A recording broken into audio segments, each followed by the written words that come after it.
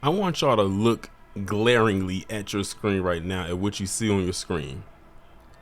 This is the epitome of PC privilege mixed with fragility.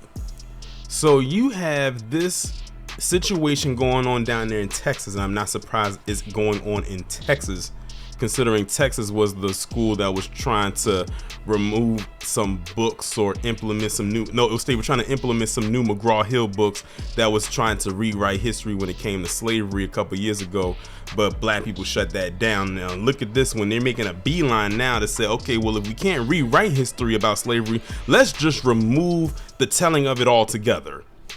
Now, what's interesting to me in the title is not even necessarily the title itself in the bold that says Texas Historical Group removes slavery books at ex-slave plantations. It's the part underneath it. Around 24 titles, including slave narratives, were removed after one white woman's repeated complaining. So one feckless jellyback Karen was so upset at this that her complaints was echoing so loud that they actually bent the knee to her complaints. And something tells me this woman is not even that important. And even if she is, to me, she's still not important. The Texas Historical Commission has removed around 24, so you're talking about 24 or more, race-related books from the gift shops of 2 former slave plantations because one person complained. I'm telling you, that guilt is eating them up. But you want to know what's interesting? Even if they do take that stuff out, it's not like we don't have online. It's not like the internet doesn't exist, or you have historians that know history. The magazine reported this week that Michelle Haas, a white amateur historian, interesting, amateur historian, began emailing a commission board member after visiting the Varner Hogg plantation last year. Titles reportedly removed: Remember the Days of Sorrow, a book of slave narratives; Invisible Man, the Ralph Ellison novel on the black experience; Stamped from the Beginning, a history of racist ideas by Ibram X. Kendi; and Roots, the Alex Haley novel famously adapted for television in the 1970s. The Texas Historical Commission is a state agency overseeing the preservation of certain historical sites across the state. As such, they were required to respond to an open records request from the Texas Monthly asking for emails relating to the gift shop situation. The magazine reported that Haas thought the Varner Hogg plantation presented too much information about the enslaved black people who worked the sugarcane fields and not enough about the white people who lived in the main house. Let me read that part again. The magazine reported that Haas, the person who complained, the one white woman, thought that the Varner Hogg plantation presented too much information about the enslaved black people who worked the sugarcane fields and not enough about the people who lived in the main house. Now keep in mind, if y'all remember, I recently did a video talking about Brian Kilmeade, who said that the slave owners built America. Now here you have this woman out here complaining because they said that the historical context was talking too much about the black people who worked the fields and not enough of the white people, their owners, the slave master, living in the big house, sitting on their ass, not doing anything. Are y'all seeing the correlation here? So you want narratives about people who did nothing, the ones who just oversaw. That's what they really want. Before you know it, they're gonna be trying to request that they make movies about just the slave owner. I'm telling you, that might come down the pipe soon. I'm telling you, the fragility and anti-blackness is real. She later reportedly emailed David Gravel, a commission's board member, a list of titles she did not like that were available at another nearby historical site, the Levi Jordan Plantation.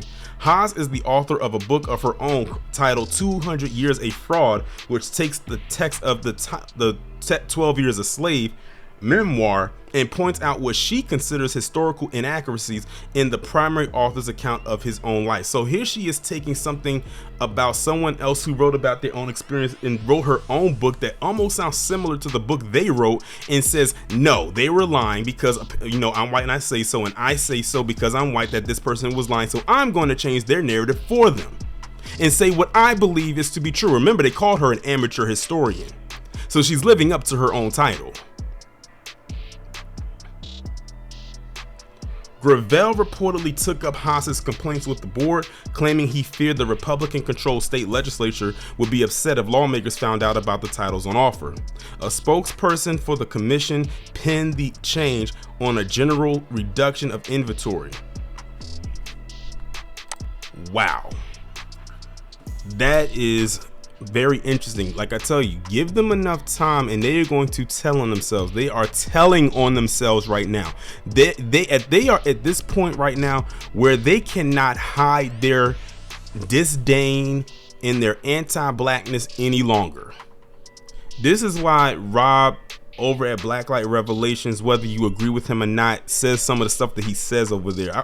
If y'all are not subscribed to his channel, I need you to really, I implore you to subscribe to his channel. As a matter of fact, I'm going to pin the link to his channel down in the chat. And I want everybody who leaves a comment under this post or is listening to the sound of my voice to go over there and just check out a couple of his live streams or playbacks that he does, even if you don't want to subscribe right away. But I heavily suggest that you do. It's a reason why he tells black people to embrace villainy. What I just read to you in the last almost 7 minutes is exactly why he says that. This one PC woman complained and ended up getting over 24 slave narratives removed from one woman. It wasn't like it was a horde of them. It wasn't like there was a petition taken. They literally took up the words of what they call an amateur historian. Then to add insult to injury, she combats a narrative written by someone who was a slave for 12 years, the 12 years a slave, which was what it was based off, we know, with the movie, and decided that person could not either, one, be telling the whole truth, or two, was telling half truths, and took it upon themselves to rework the title into their own and then say that this person was lying about this, that this person was lying about that, and that this should change and that should change, that this should be removed and then that should be removed. And while we're at it, with the removing, let's replace it with this.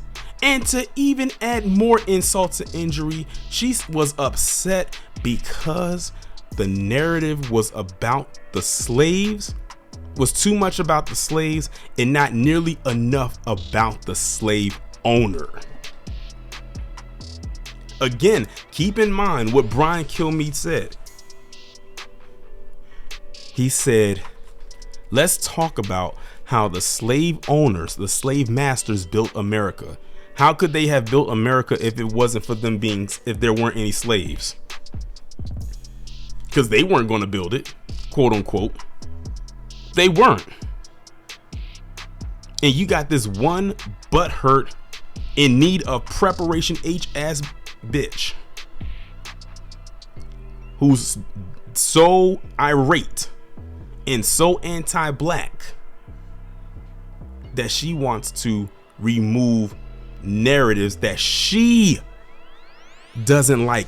And the fact that they bent the knee to her, and I told you before I even started reading this article, I bet you she's not even important. I'm actually surprised they mentioned her name in the article. I'm gonna see if I can go find her picture, and if I can find it, I'm gonna plaster it on the thumbnail so y'all can see what we are dealing with here. And they love to say they don't have privilege. Imagine if a black person, man or woman, did what this woman did against someone else's history, their history. and tried to rework it because they were in their feelings. How that would go over. They would call it woke. They would say they're trying to replace us. They'll say, oh, it's being anti-white. They're being anti-American. They're being anti-patriotic, anti-everything. But then again, these are some of the same people that got online and bitched and complained about there being too many black people in the new GTA 6 trailer. So I'm not surprised. And to think these are the people that run everything. Let that really marinate. These are the people, these butthurt people like her are the ones who run everything. I didn't know people in power could be that bitch made, but apparently they can. All you have to do is have the right skin color and enough money and power and influence. Everything else is whatever.